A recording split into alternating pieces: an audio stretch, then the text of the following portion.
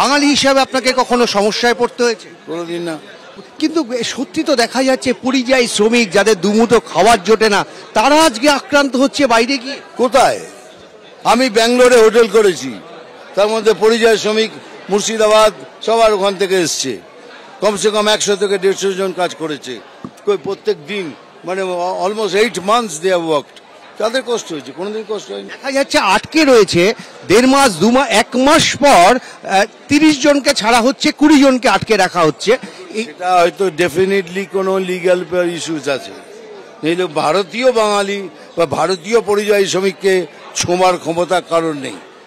আপনি জানেন ব্যাঙ্গালোরে কত পরিযায়ী শ্রমিক কাজ করছে? কোনো আইডিয়া আছে আপনার? মতলব মিনিমাম 1000 to 1000 লোক ওখানে কাজ করছে, এই পরিযায়ী শ্রমিক বাংলা থেকে গেছে, তাদের কোনো প্রবলেম নেই। প্রবলেম ক্রিয়েট করা হচ্ছে, you are creating, you are manifesting problem.